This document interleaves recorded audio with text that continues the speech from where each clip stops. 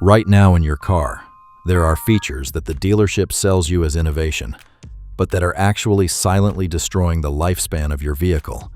And the worst part? They know it. The engineers know exactly which features these are. The problem is that you don't. Stay with me until the end, because today, I'm going to tell you everything. And the number one on this list is not a part that breaks. It's not a button that fails. It's something most people think is harmless. And it has destroyed more transmissions than any mechanical defect I've ever diagnosed in over 20 years in the shop. Hey, what's up, everyone? I'm Anderson from Diario Automotivo. Let's get into the list. Feature 9. The start-stop system that is destroying your starter motor. Every red light, the engine shuts off. The light turns green. The engine fires back up. The automaker's brochure calls this free fuel savings. Let me tell you what the brochure leaves out. Every one of those shutdowns and restarts is another cycle on the starter motor. And every startup happens at the exact moment when oil pressure is at its lowest point, before the lubrication system has fully re-established itself. A component that used to cycle a handful of times a day now cycles dozens of times on a single commute. I've had plenty of these cars up on the lift with worn-out starters and batteries years ahead of schedule. Cars from owners who leave the system active all the time look tired inside when you open them up. Cars from owners who turn it off at the beginning of every trip don't. The automakers reinforce the starter motor and put in a more expensive battery to survive the system. But reinforcing for abuse isn't the same as preventing the abuse. The special AGM battery required for this system costs significantly more than a conventional battery when it needs to be replaced, and it will need to be replaced sooner than expected. The fix is the simplest one on this entire list. Most cars have a start-stop deactivation button. Press it at the beginning of every trip. Done. Feature 8. The touchscreen that holds everything in your car hostage. Walk through any new car lot and you notice that the dashboards have gone flat. The buttons and knobs that used to control the heater, the defroster, and the heated seats have all been swallowed up by one big glossy screen. It looks modern. And that's exactly the problem. A single screen is cheaper to manufacture than 3 dozen buttons and knobs. The automaker's accountants love that. The problem is, it turns every basic function into a hostage held by an expensive computer. When that screen freezes, you don't just lose the music. You can lose the defroster with the windshield completely fogged over. You can lose the AC in extreme heat. You can lose safety features you didn't even know were dependent on that screen.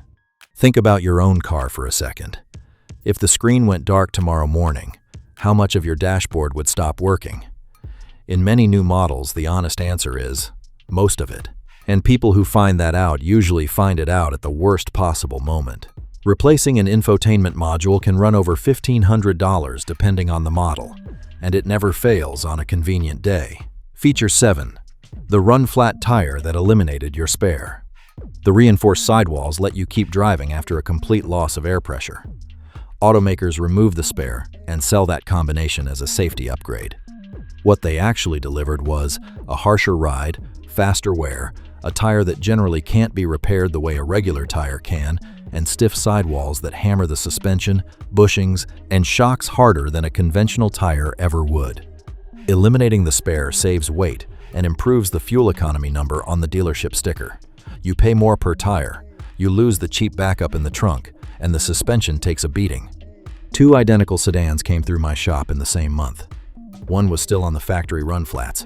The other had quality conventional tires and a compact spare in the trunk. The run flat rode harsher and was already showing uneven wear at low mileage. The converted one rode smoother, wore evenly, and cost a lot less per tire at the last swap.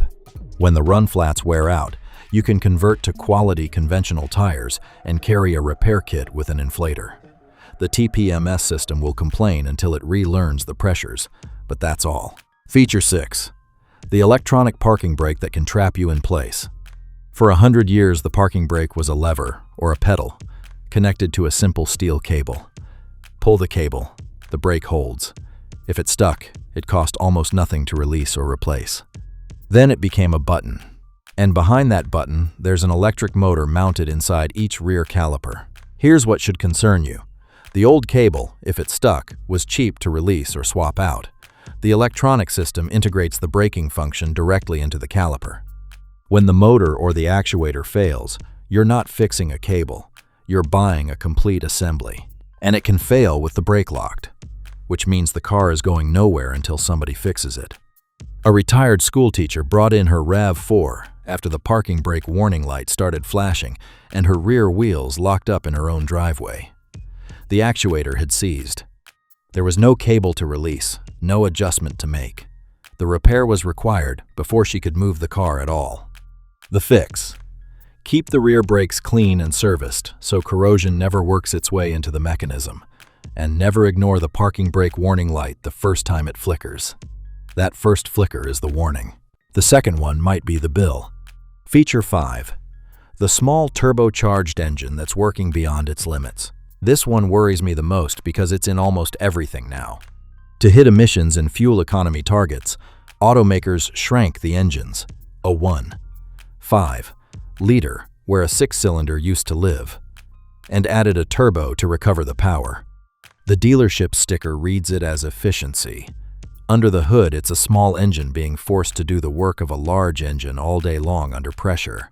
The turbo spins above 100,000 RPM and operates at extremely high temperatures. If the oil isn't perfect, or if you shut the engine off immediately after hard driving, the oil cooks inside the turbo bearings and starts the failure process. None of this happened in the old lazy 6-cylinder that made the same power without breaking a sweat. A contractor brought in his Equinox after it started blowing smoke on the highway and lost power climbing a grade. The turbo had failed and thrown debris back through the engine. When the smoke cleared, he wasn't looking at a turbo bill. He was looking at turbo repair plus the engine damage that came with it, on a truck that still had payments. The fix is discipline, and it actually works. Change the oil on a shorter interval than the manual recommends, and always use the exact synthetic the engine specifies. After hard driving or a long climb, let the engine idle for 30 seconds before shutting off, so the turbo cools down with oil still circulating. Treated that way, these engines hold up, but the next feature attacks from an angle no oil change can reach. Feature 4. The direct injection that is carbonizing your intake valves. The Society of Automotive Engineers documented something that separates modern engines from the ones they replaced. Direct injection engines accumulate carbon deposits on the intake valves in a way that the previous design simply never experienced. This is not a maintenance opinion. It's a known consequence of how the fuel is delivered. In the old port injection system, fuel passed over the intake valves before entering the cylinder. That flow continuously washed the valves with the detergents in the fuel. With direct injection, fuel goes straight to the cylinder, which is more efficient, but now nothing cleans those valves anymore.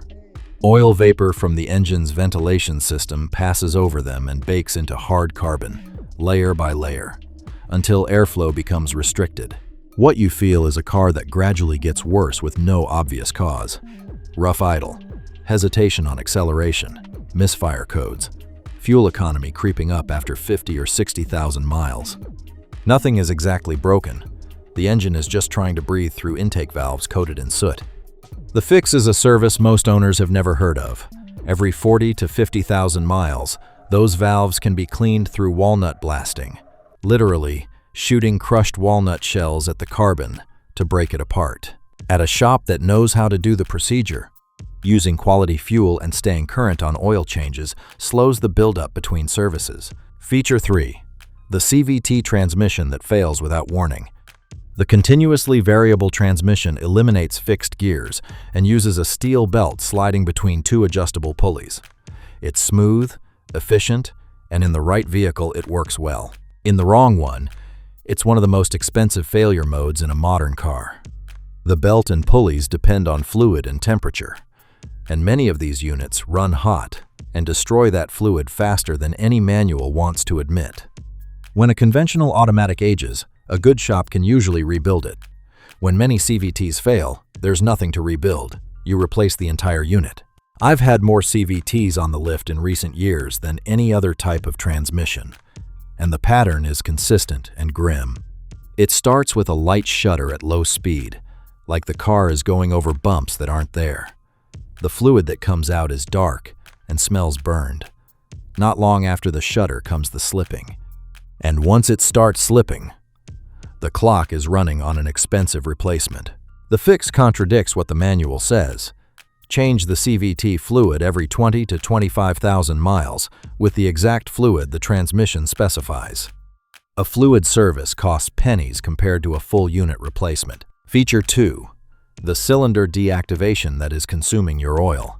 This is one you probably don't even feel operating, and that's exactly why it's so dangerous. Cylinder deactivation shuts off half the engine under light load, a V8 running quietly on 4 cylinders, a 6 on 3, and it wakes them all back up when you demand power. Saves a little fuel on the highway and looks great on the efficiency rating. The problem nobody mentions at the dealership. The lifters that collapse to deactivate the cylinders are a known weak point.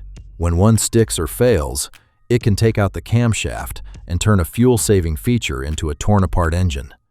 These engines are also notorious for consuming oil while cycling between operating modes, and an engine running low while doing that is slowly destroying itself. Do something for me right now.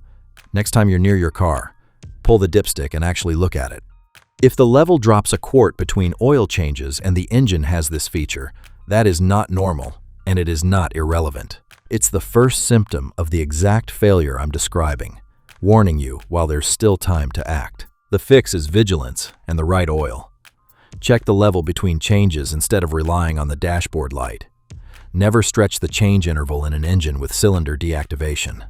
And use only the exact manufacturer specification because the wrong oil accelerates lifter failure.